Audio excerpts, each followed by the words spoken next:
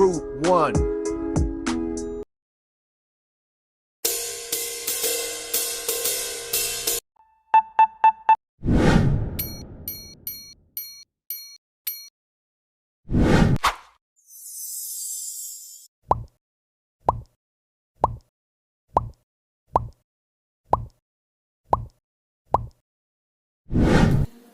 Assalamualaikum warahmatullahi wabarakatuh.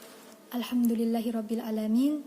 Wassalatu wassalamu ala Rasulillah Sayyidina Muhammad ibni Abdillah wa ala alihi wa ashabihi wa man tabi'a rusdah. Amma ba'd. Dan kami dari kelompok 1 yang akan menjelaskan mengenai tafsir Syiah Imamiyah Al-Qummi, karya dari Abu Al-Hasan Ali bin Ibrahim bin Hashim Al-Qummi, yakni seorang tokoh Syiah Imamiyah.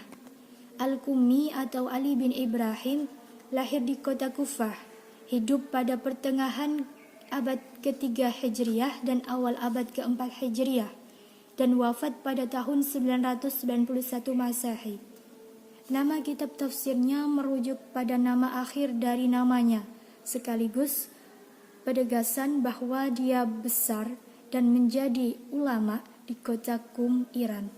Ayahnya yang bernama Ibrahim bin Hashim Al-Qummi termasuk ahli hadis Imamiyah. Ibrahim bin Hashim, yakni ayah dari Al-Qummi, berhijrah dari Kufah ke Qum, dan dikatakan bahwa dia adalah orang pertama di Qum yang menjabarkan atau menyebarkan hadis-hadis Ahlul Bait dan mendapatkan taufik bertemu dengan Imam Ridha.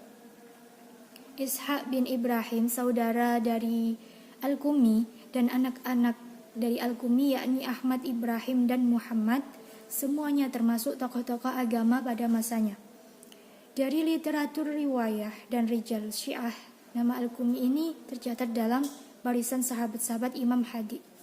Kemudian Al-Qummi juga pernah belajar banyak dari perawi mukhtabar Syiah, antara lain ayahnya sendiri yakni Ibrahim bin Hashim Al-Qummi, kepada saudaranya sendiri yakni Ishaq bin Ibrahim bin Hashim Al-Qummi.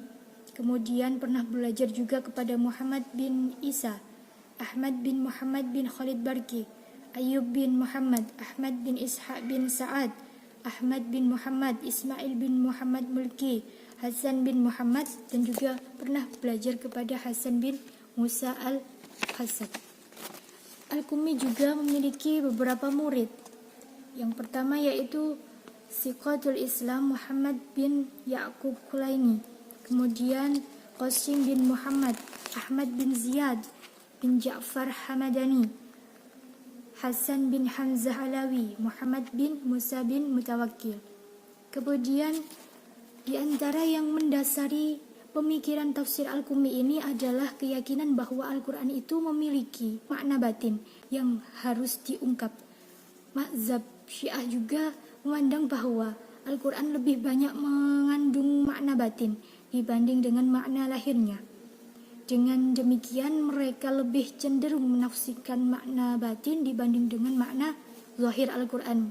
Makna batin ini yang digunakan oleh Al-Qummi untuk menunjukkan kecenderungannya kepada Ahlul Bait dengan melakukan upaya tafsir yang bisa disebut seolah-olah itu bukan menafsirkan Al-Quran bagi umat Islam, tetapi sebagai buku tafsir Al-Quran bagi partai ekstrim tertentu, yakni Syiah.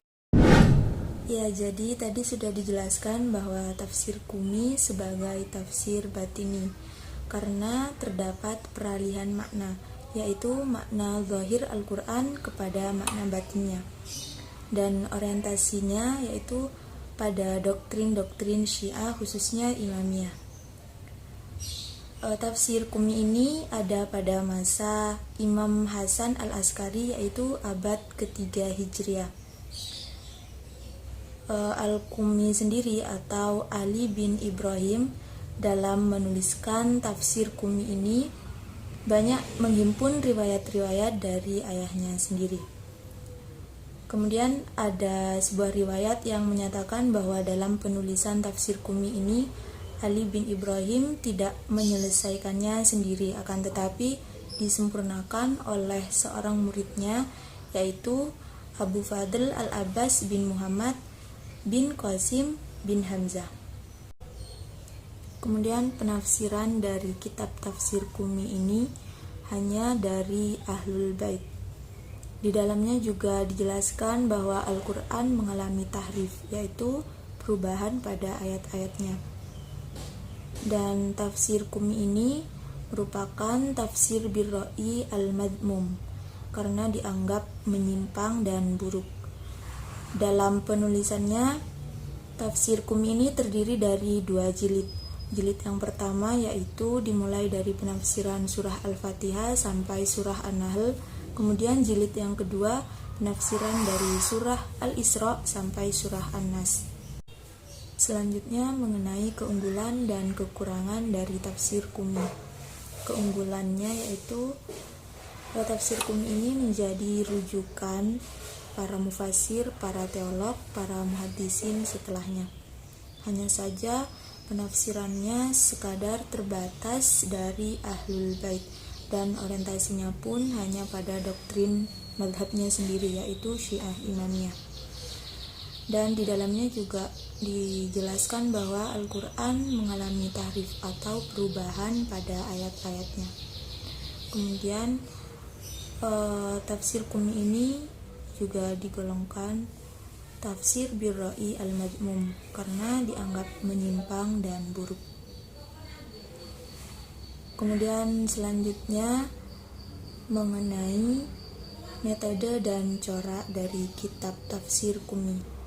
Metode yang digunakan oleh Ali bin Ibrahim dalam menuliskan tafsir Qumi ini yaitu metode ijmali, karena dalam menghimpun riwayat-riwayat penafsirannya memang penjelasannya sangat global dan singkat, tidak secara terperinci.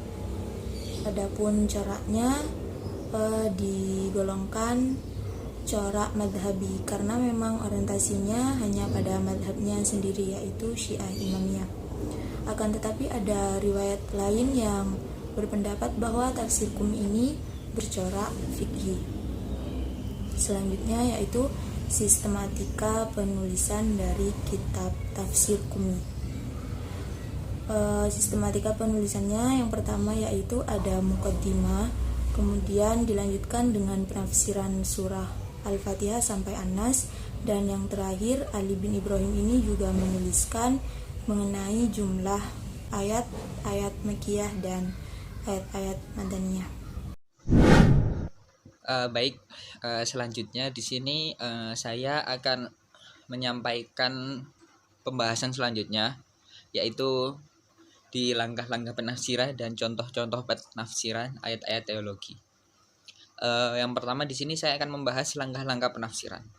Di sini dari yang saya baca dari buku, dari referensi-referensi yang saya baca, itu di dalam penafsiran di kitab Al-Qumi kayak karya Ali bin Ibrahim, itu yang pertama beliau akan menuliskan ayat apa yang akan dibahas, lalu beliau menuliskan riwayat yang membahas tentang ayat yang ditafsirkan, jadi riwayat yang berhubungan.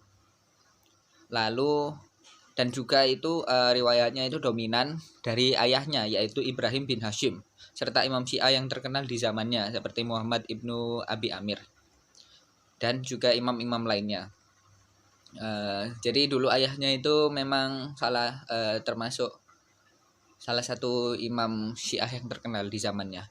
Lalu yang ketiga itu ada, jadi beliau itu setelah menuliskan riwayatnya, beliau akan memberikan kesimpulan dari riwayat yang dituliskan, sehingga jadi penafsirannya atau tafsir yang disebutkan riwayat di atas itu mudah difahami, karena tafsir ini itu termasuk tafsir yang ijmali. Lalu selanjutnya untuk contohnya. Jadi contoh penafsiran yang berkaitan dengan ayat teologi di sini saya mengambil 2 contoh.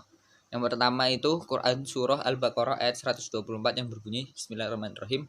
Wa idza btala Ibrahim rabbuh bikalimatin fa atammahunna qala inni ja'iluka linnasi imama. Ya, jadi di sini itu bunyinya kan, dan ingatlah ketika Ibrahim diuji Tuhannya dengan beberapa kalimat perintah dan larangan. Lalu Ibrahim itu menunaikannya. Jadi Ibrahimlah orang yang diberi ujian. Jadi dalam tafsir Imam Al-Askari itu diriwayatkan dari As-Shadiq alaihissalam. Jadi maksud dari kalimat itu, kalimat yang di atas itu adalah kalimat yang diterima dari Adam alaihissalam dari Allah, di mana ia dimaafkan.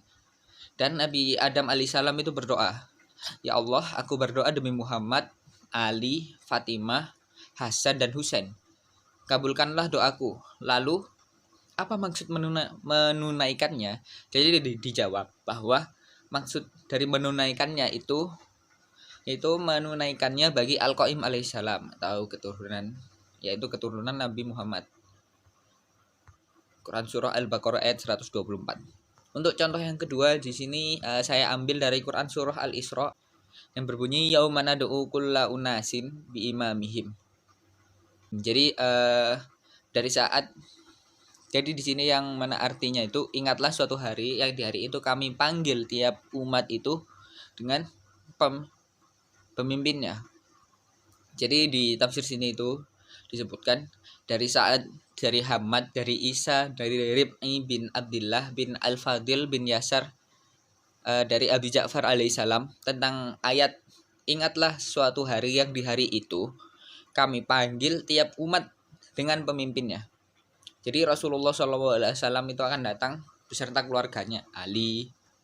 Lalu Ali dengan kelompoknya, Hasan dengan kelompoknya, Husain dengan kelompoknya, dan setiap yang wafat di antara kelompoknya itu akan datang dengan kelompoknya pada hari kiamat. Jadi Ali bin Ibrahim itu juga berkata tentang ayat ini, itu pada hari kiamat nanti seseorang akan datang beserta kelompoknya, seorang lainnya akan datang beserta kelompoknya, dan seorang lainnya juga akan datang beserta kelompoknya, dan Ali itu akan datang beserta kaum Syiah. Baik, mungkin hanya ini saja yang bisa saya sampaikan. Saya mohon maaf, dan juga kelompok kami mohon maaf apabila mungkin ada kalimat atau apa yang kami sampaikan ini tidak sejalan dengan apa yang teman-teman pikirkan, dan juga kami minta maaf atas segala kekurangannya. Terima kasih, mungkin ini saja. Wassalamualaikum warahmatullahi wabarakatuh.